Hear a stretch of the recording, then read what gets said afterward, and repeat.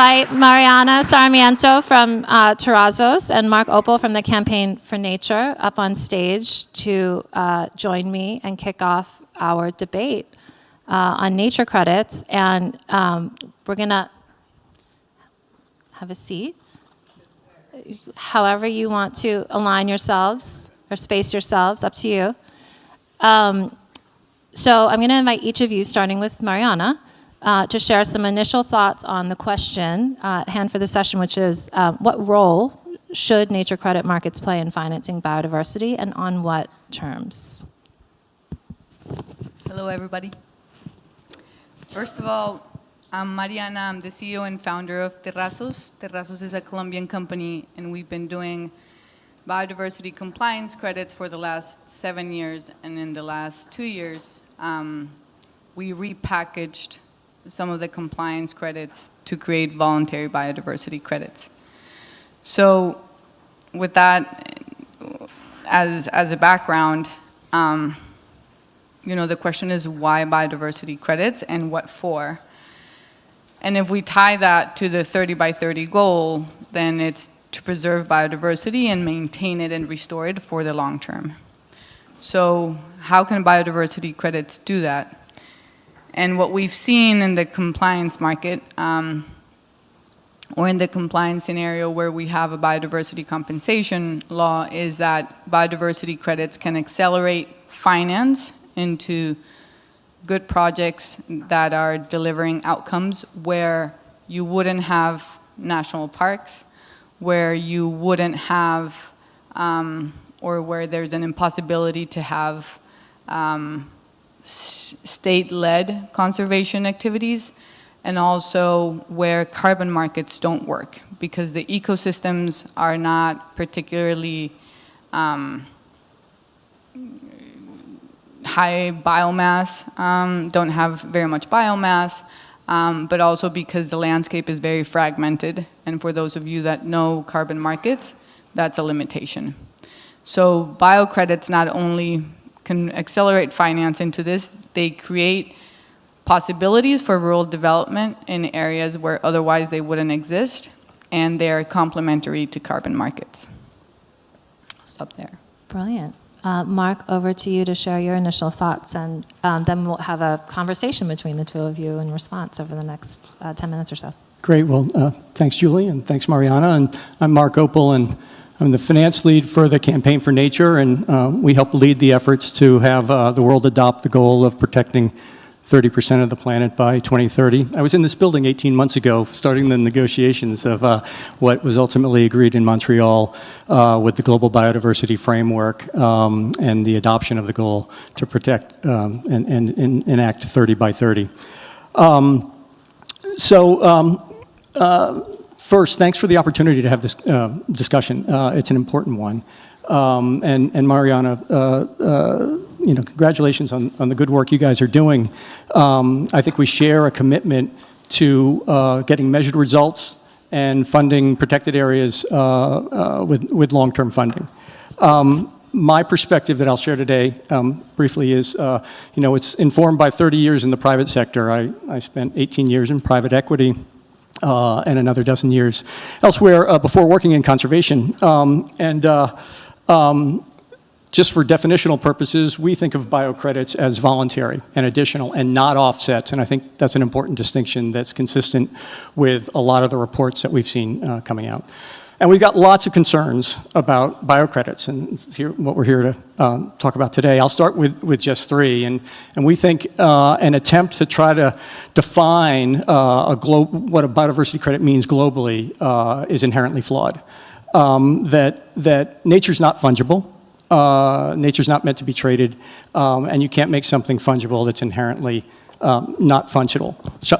And I think biodiversity credits have the potential to make things more complicated. You can always fund the good work that Mariana and others are doing on the ground by funding the activities and the people and the programs that underlie biodiversity credits. So, and there are tons of opportunities now to invest in those without needing biocredits.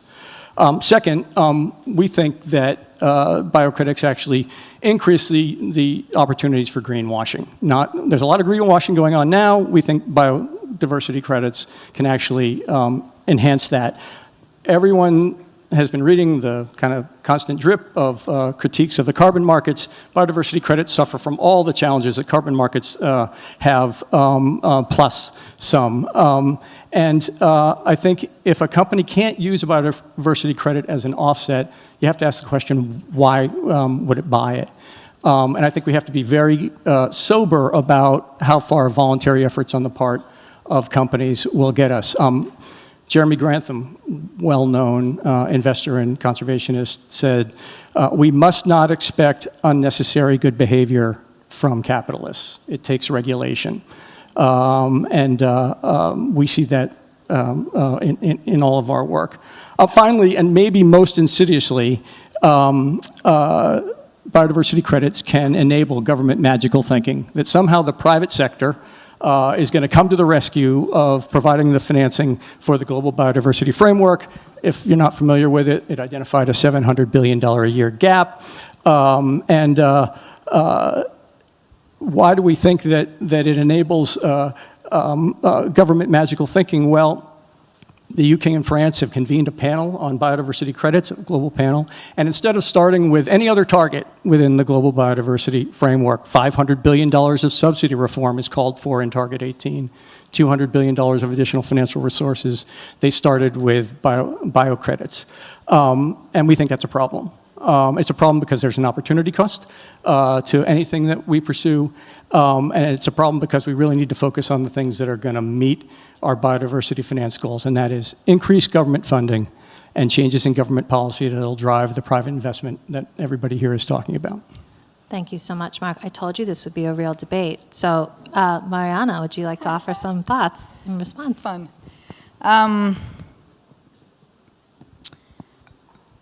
Where to start? So again, it's a 700 billion problem. The estimates that we have in terms of what the potential of biocredits could be can be between 1 billion and 7 billion annual market. I agree with you, it's just a sliver. But it's a new solution, and it's a new toolkit that could add to that. I agree with you that we are distracted from that big goal. So why is there so much noise regarding biocredits? I don't know. That's a good question. Where are the powerful NGOs today trying to target that $700 billion problem and instead kind of trying to kill the new kid on the block in a way and not even given a chance, for it to succeed? We don't have the first $100,000 worth of transactions in biodiversity credits, and yet people are already killing it. So, having said that, what we do know is that the private sector will be investing in biodiversity because of TNFD, because of what their interest groups are going to demand, and what we need to provide is a tool so that they can do it effectively. We've all seen, and we talk about greenwashing, how many CEOs like to take the picture planting the tree? What happens to that tree? A biodiversity credit can actually be a way in which they make a contribution, they look good, but it's actually a long-lasting investment or a long-lasting contribution. And here I want to connect it to what's a biodiversity credit, right? Because it might be, I don't know, if people have everybody here understands it. Whether you call it a credit or not, what is it? It's an outcome. It's a pay-for-success mechanism. And it's a pay-for-success mechanism that must reflect an ecological outcome, but that must be permanent in the long term if we want it to actually help us meet our goals. So when we talk about biodiversity credits, and if all of you are thinking about biodiversity credits and people are talking to you about it, it needs to be technically rigorous, so we need to make sure that that outcome reflects ecological lift. but it also needs to, in some way or another, reflect financial sustainability of that project that is issuing those credits. If a credit only allows the project to survive 5 years, which is the case of actually many of these international programs that we see that kind of come out every 5 years, then we haven't done anything. And then finally, it needs to be socially and legally permanent. How do we make sure that these projects create 30-year outcomes or or in perpetuity? And what that entails is that we need to make sure that any biodiversity credit system is aligned and is meaningful to the people that are on the ground. That what we're measuring is something that people understand. That what is being done is aligned with their way of understanding development. And if we can get biodiversity credits that can capture that, we've done something that the conservation community has not been able to do in decades, which is how do we get the money on the ground and get verifiable outcomes that we can all kind of look to. Sorry, Julie, but Mariana and I have more in common than it might appear. We both, I think, feel that the environmental community has failed in the past, for the most part, to deliver quantified outcomes. And what you often get in reports in the environmental community are activities that are kind of proxies for outcomes. So we totally agree of the need for long-term, quantified, actual measured outcomes in a robust way. We just don't think you need biodiversity credits to do that. There are some great programs that are happening right now, available for funding for anybody who wants to make a contribution, whether it's a company, a philanthropist, a corporation. Things like the Legacy Landscapes Fund, which is a private public partnership between Germany and a group of philanthropists that is providing long-term funding to protected areas around the world, and getting measured outcomes. Two other examples, just to say that we can fund the activities underlying credits without credits. The Clarify Fund, if you want to get money to the indigenous and local communities, Clarify Fund is accepting contributions right now. And finally, you may have seen at Climate Week, the island state of Niue in the Pacific announced ocean conservation commitments. They're selling the protection of 1 square kilometer of a marine protected area over 20 years for $150, 250 New Zealand. And they call them ocean conservation commitments. I think part of where we struggle is this notion of credits and what claims a company can make when it buys a credit. We're happy with commitments. So I really want to open up to questions, and I'm putting Helen Crawley from Pollination on notice that I'm going to come to you first if you have one. But before we do that, Mariana, I want to give you a brief chance to respond to this question of why not instead just go the route of lots of voluntary CSR contributions and philanthropy into conservation projects? So maybe some data to help kind of, in Colombia, for example, second most biodiverse country in the world, we're going to be 70% of the population lives in a highly fragmented ecosystems that are highly vulnerable, and that will, highly vulnerable to climate change. 30% of land tenure in Colombia, similar to other countries, is private. How do you get private owners who own land which is critical for climate change adaptation to change land use practices? There's no protected areas fund that can enable that. And if 30% of the land coincides where 70% of the population lives, you need instruments that will incentivize private landowners to change land use. And here's an alternative. We've done that. We have 8 projects. We've been able to change land use from cattle grazing, super unproductive cattle grazing, to 30 years of conservation commitments. So we need tools like this, and none of the other tools that are out there are able to deliver on that. Thank you so much. Okay, I'm going to open up for questions. And Helen, who also happens to be a co-host and just got off an airplane, I believe, would you like to make a few comments? Yeah, thanks. Hi, sorry I'm a bit late. And I'm sorry I missed the beginning of this. You want me to stand up? Okay, thank you. Hi. Yeah, a couple of points. I mean, I've been in this business for conservation business for 35 years, and it would be great if philanthropy could fill the gap, but it hasn't so far. And I think we need something compelling for new types of finance to come in. Now, there's certainly lots of challenges, there's no doubt, with building the integrity and the governance. I don't think anyone's arguing that.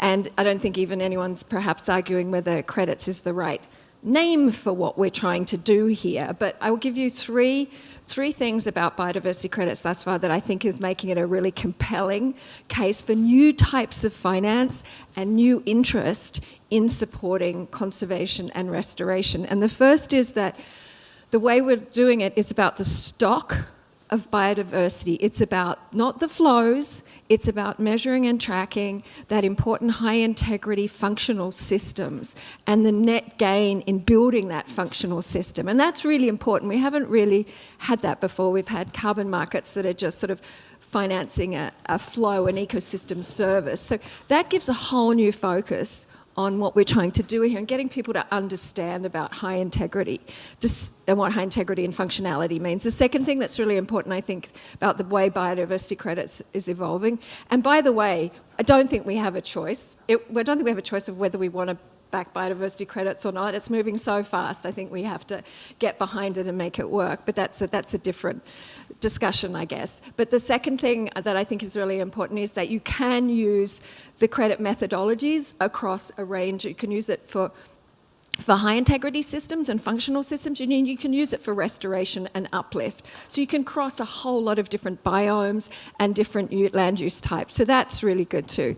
And the third thing is the thinking and all that work, all that academic research, all the thinking about how you track and measure biodiversity is coming together in a really exciting way around how you define what a credit is. And there'll probably be several definitions. But that's all coming together hand in hand with tech to track and to monitor. So those three things together create a really exciting and compelling case for biodiversity credits that I think we really have to pay attention to and help support a high integrity market to get that. And it is perhaps potentially the vehicle for a just transition when done right. Thanks. Oh. Can I respond to that? Quickly, I'll let both of you respond with 1 minute each, and then we're actually, unfortunately, going to have to move on to the next debate. If you look at the data, over 85% of all funding for nature comes from public sources.